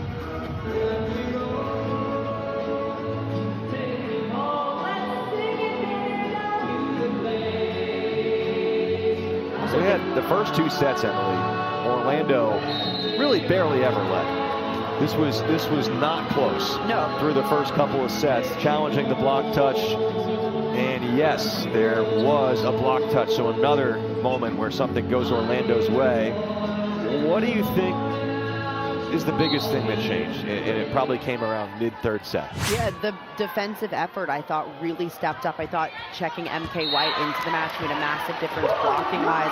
And it added a little extra spark to that backcourt to pick things up.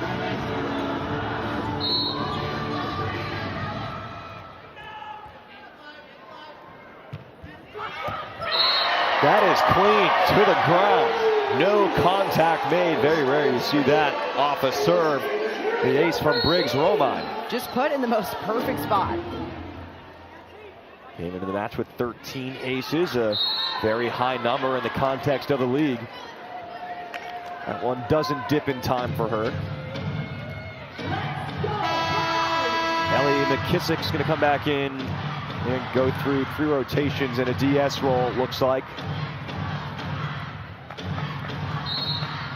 Pardon me, no, she'll come in as a service sub here. She was doing the DS thing last match, but coming in for a middle there to serve.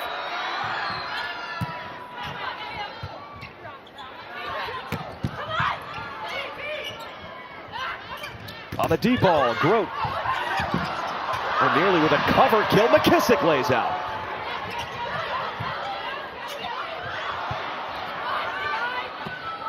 Snyder has to two-hand that one, but actually locates the middle. Vanderweide pulls the string. This is a zany point going on right now, and Snyder ends it. It was a tip fest until someone decided to take a big swing, and Snyder was that person. Orlando just putting in tip after tip, kind of dribbling them right on the back of the Grand Rapids defenders, made it really difficult to get those balls up. A few miscommunications on their side as well, but finally Snyder puts one down.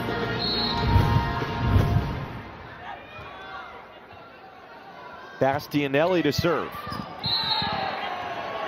It is out. Orlando, you see the liberos exchanging right there. They run 2 libero system. Flicka is in there to play defense. Shannon Scully is their serve receive libero.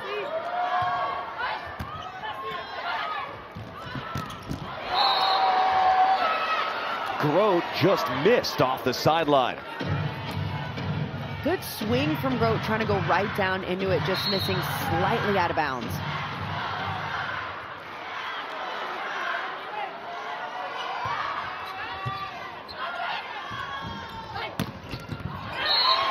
Snyder. Cam Turner needs to continue to feed Carly Snyder because she's the hot hand right now. And if they're going to come out of this 3-point deficit this late in the set, it's going to come from Snyder. 16 kills, 12 digs, but she has 5 of those 16 kills in this set. She's hitting 400 in the set.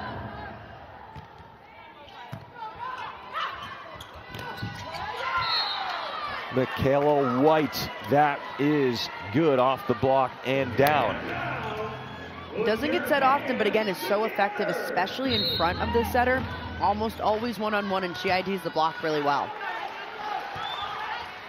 There is something to that, right? At the opponent, just you don't get set a lot, so they're not expecting it. Yep.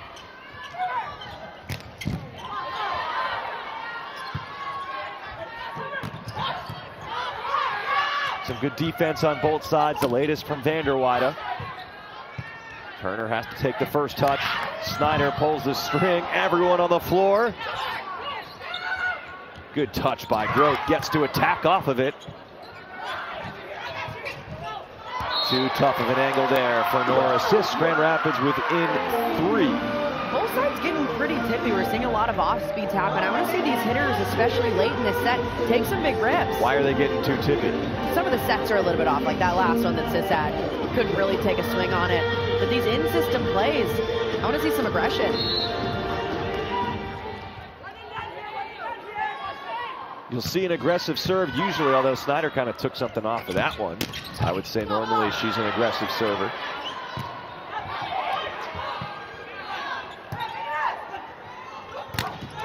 Grote was ready for White that time. Phenomenal read at a massive time. Maren Grote IDing this ball so well, gets the solo step, hands in the right place. Really good finish too with a fast press. Team block number 12, and that serve went into the net. Is what just happened there, so that's going to put Orlando within 2 points of sending this match to the 5th. MK White. Otak tight in the pass. So you had 2 potential calls there. Interference or a back row setter. And the call was back row setter. Yeah, questionable on both sides. I think we can make a case for either one. Cam Turner definitely trying to go up and play that ball, but if it touches her and then touches the block, it counts as a back row attack. Really comes down to a lot of the time in that situation, the plane of the net where the ball is relative to that. If it was all on Grand Rapids side, then it would be Turner rightfully playing it, but that was not the call from Michelle Prater. On set point, Lydia Grote. That's going to do it, and it's the 5th set coming up. Orlando looking for a reverse sweep. All of a sudden, Orlando right back in this match, turning that defense up, staying aggressive. Well, this team recently, Orlando, coming in 3 straight match wins. Didn't look like it early in this one, but now they're showing why as the night has gone along. Okay, I'm just going to call it like I see it here, Emily. This one has been a head scratcher. You show up, Orlando, one of the hotter teams in the league. I was there when they beat Columbus on Sunday. They looked really good. They clearly had the intention to rest some key players. They did. They got blown out the first 2 sets. Then something just changed. And even with a lot of their reserves in, we've talked about the depth in this league. That has been showing up the last 2 sets. Orlando has flipped this match on its head. I think 2 things have happened. One, Elena Ogilvy for Grand Rapids went down with injury, and it was pretty much right then where Orlando made their push. So that's meant a difference for Grand Rapids. The other push is when you have so many players that are playing on one side that you don't really have a scouting report for, that certainly helps, and you're at an advantage because the other team doesn't necessarily know how to defend you. Both valid, I would say.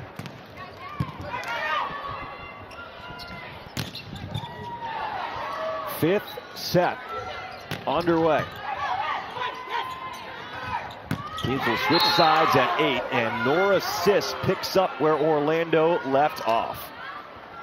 Really aggressive swings right out of the gates. Those are the kind of swings that you need in the 5th set. You're not going to win this set tipping. Beautiful swing from Sis. 15 kills, 16 digs. Nora Sis has taken 55 swings.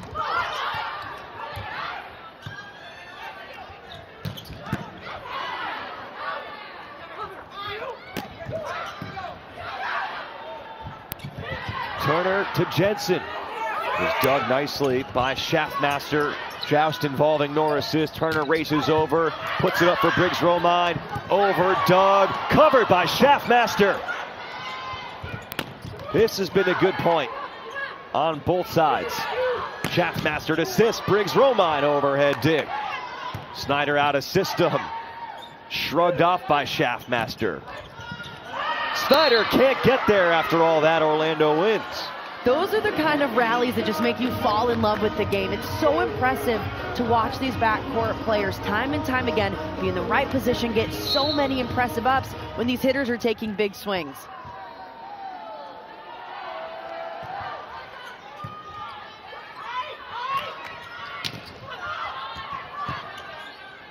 White takes the second.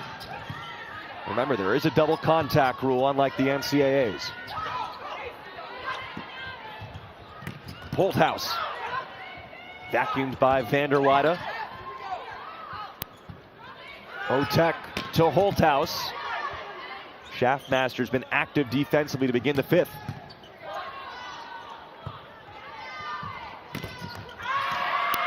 Abby Hansen gets in the way, and Orlando starts out the 5th set 3-0. The long rallies are high momentum plays, and Orlando is getting on top of them already 3 times this 5th set so far. This is massive for their momentum and really confidence into the rest of the 5th set. It's just been sort of a statement here from Orlando. Yes, we're putting some players on the bench for this one, but we're not going to go down this way. Even in a match like this where clearly there are other priorities, after those first 2 sets, the competitive instincts clicked in, and they've been a different team. Once you gain a little bit of momentum too, you really feed off of that as a player, and you're like, all right, it's go time, and that's what we've seen from Orlando.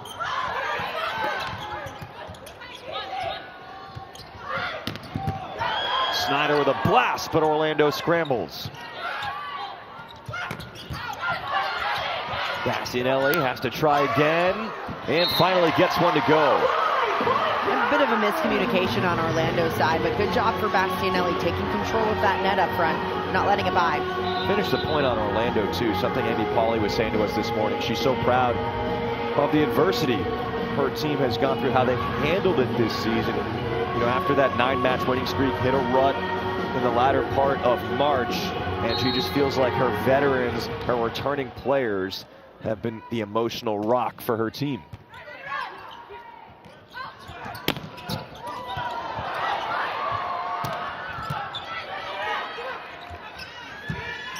We're seeing them navigate through adversity in this match, and Lydia Grote puts another one down. The biggest thing that Amy Pauley told us too was that they're very solution oriented, and they have that mindset going in, whether it's forgetting the last play and going into the next one or forgetting sets. A player like Lydia Grote checking in, definitely having that mindset of doesn't matter what happened in the beginning of the match, we're changing things. Misses the serve there. That was a very creative swing, that last point, just slicing it across her hand. Yeah. Fooling the defense going line, but the missed serve gives Holthouse the ball behind the line. Grand Rapids looking to stave off the reverse sweep. You saw the team's 5-set records. It's an area where Orlando has actually struggled this year, 1-4. The Rise are 4-4. And Grote uses the block. It's 5-3 Valkyries. Beautiful swing from Lydia Grote. Again, she's continuing to go for that line shot. Grand Rapids needs to move the block just a little bit more to the left and seal off that shot for her. Got a couple of matches coming up tomorrow night on the Roku channel and the PVF. Ace serve, 6-3 Orlando. Beautiful serve from Orlando, keeping the pressure on Grand Rapids. Remember, during set one, Grand Rapids was passing 75% in system. Since then, Orlando has really turned up the heat serving. Nora assists with her second ace of the season.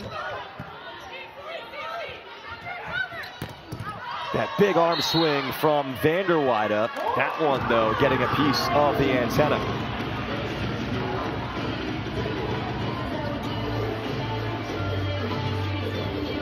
She's coming off the bench and so far hit 5 for 19 with 10 digs.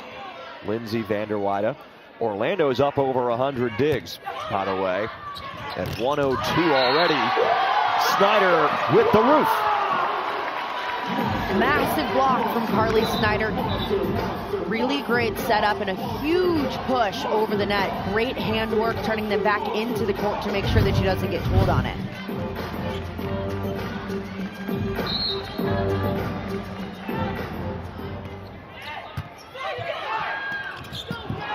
Schaffmaster won the joust. Grand Rapids kept it up, has to play this again. Was dug by Otek, and Snyder tools it for the kill. Good defense for the Rise. Jenna Otek making a really impressive play on their side. With transition offense, they're able to get out of it.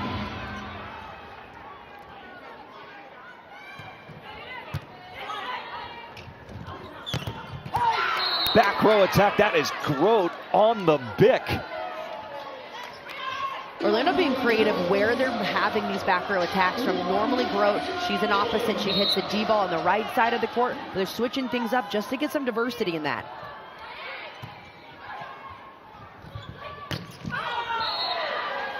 Little bit of a reaction from Snyder, thinking block touch. But the call is out, no challenge.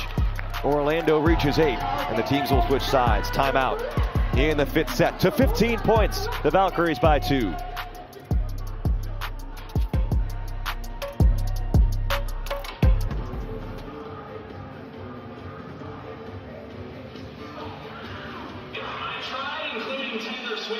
Well, you look at Orlando today, Brittany Abercrombie, the top point scorer in the league coming in, has taken a seat since the first set. Lydia Grote looking for an opportunity. She's delivered. I love how Lydia Grote is playing. She is playing free and aggressive, and she's really delivered. When you're playing behind a player like Brittany Abercrombie, it's difficult because you don't often see time. She's one of the best players in the league. But Grote has been so impressive tonight as they pulled Abercrombie after the first set. She's taking massive swings, and she's really taking charge out there, even though she's just a rookie. 3 years at Cal, 2 years at Minnesota. And doing it against her sister, Maren Grote, middle blocker for Grand Rapids on the other side. That was the 8-point timeout. The team switched sides. Play the rest of the set to 15, and Orlando is 1 point closer. Just such an impressive job what Orlando has done throughout this match. They're all the switches that they've had in their lineup. They've stayed consistent from set 3 on. Just found ways to score. I feel like tonight, for whatever reason, anytime you really start gushing, get the miss serve right away. 100%. I mean, just the biggest momentum killer. I mean, specifically, you're jinxing it. That's what I'm trying to do. I'm trying to get play out you. of here. Vanderweide puts an end to that talk, and Orlando back up by 3. Big swing from Vanderweide. Now they're at that 10-point mark. This is where they have to make that push to finish it up, because if Grand Rapids gets momentum, that completely shifts the tide.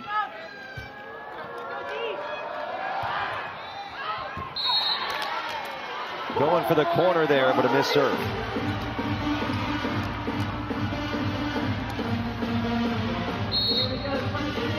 There's that moment. You just open the door right back up for Grand Rapids to come in. Only down 2 now.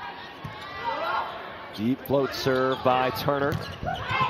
Lydia Grote shuts the door again. Orlando can afford to trade points. That's what they're doing right now. Really big swing from a rookie. And what I love about this Orlando team right now, you look out on the court, there are 4 rookies standing out there. And in one of these big moments, you're doing such a great job and really showing up.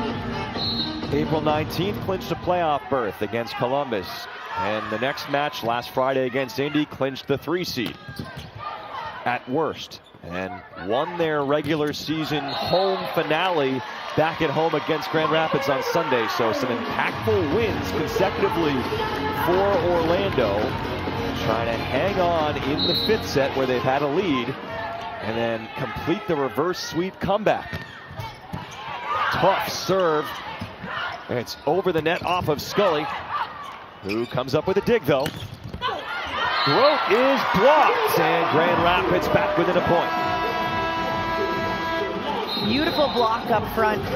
Briggs Romine setting it up so well, and at a point where Grand Rapids needed it most. They needed to get some big momentum on their side, and nothing does that better than a block does. That was Alyssa Jensen, who was back in there, was lifted briefly before for Maren Grote.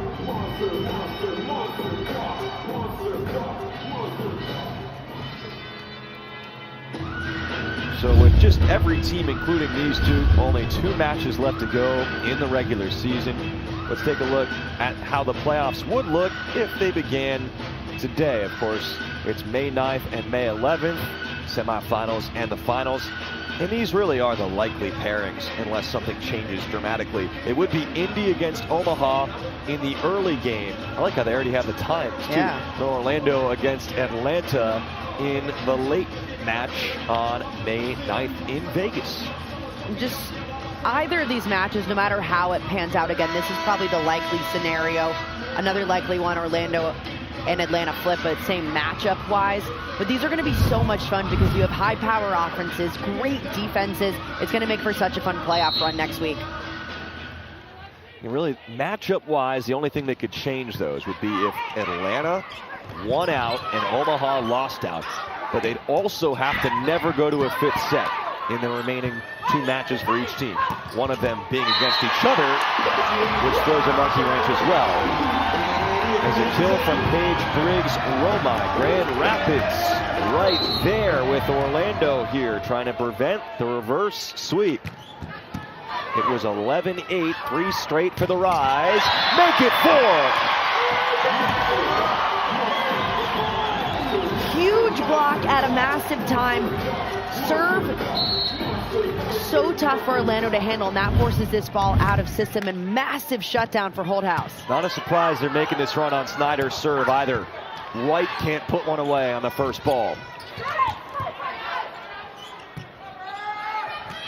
Scully to Grote. Holthouse. No assists. And that ends the 4-0 run. It's tied at 12. Orlando's offense continued to stay very fine-tuned. Shaftmaster's doing a good job as the match has gone on, really diversifying this offense and getting a lot of different people involved. Former all-time Florida digs leader in college for the Gators, Ellie McKissick, in to serve once again for MK White.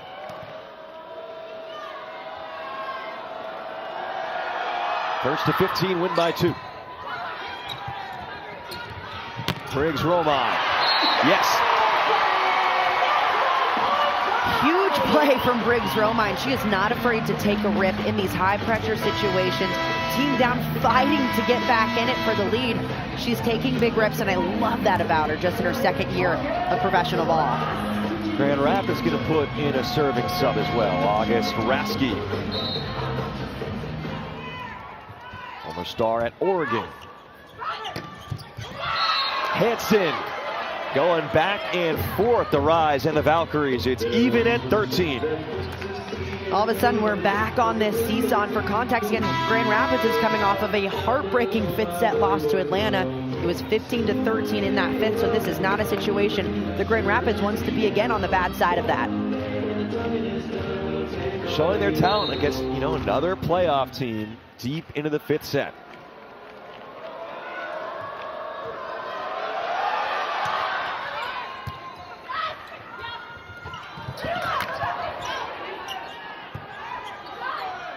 No assists. That is a miss, and so the Rise have match point.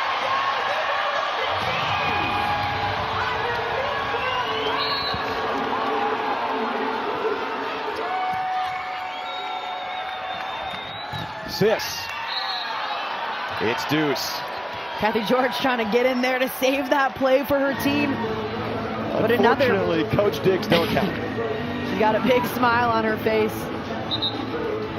All right, we'll go extras. Here we go.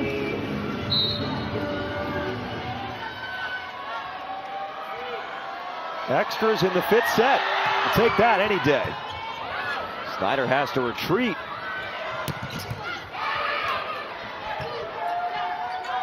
Free ball.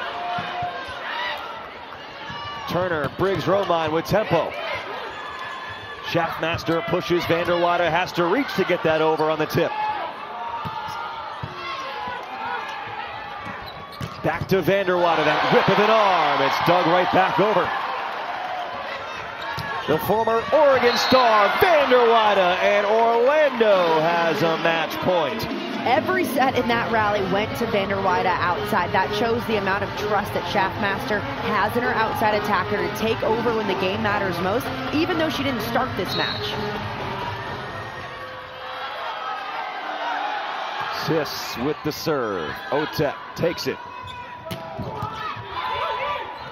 Lydia Groh-Diggs, Vanderwater wins the match for Orlando. A reverse sweep for the Valkyries. The grit that a team has to have to pull off a reverse sweep, especially in this league when the talent is so good, is exponentially high. I love the way that Orlando completely dug in during that 3rd set and made a difference defensively. This was one of the best defensive performances that we've seen this entire PVF season.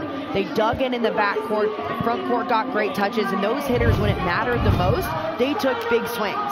And I'm not taking anything away from Grand Rapids because they just went toe-to-toe full strength with Atlanta and nearly beat the hottest team in the league. But that's a flex tonight from Orlando. Sitting some of your best players and winning like this, that's a flex. It shows the talent that this Orlando team has, not just that normally starts on the court, but the fact that they can bring those players in and still have that high caliber level of play. So impressive, and I can't wait to see what they do their last match and then next week as well. Join us tomorrow night in Indy.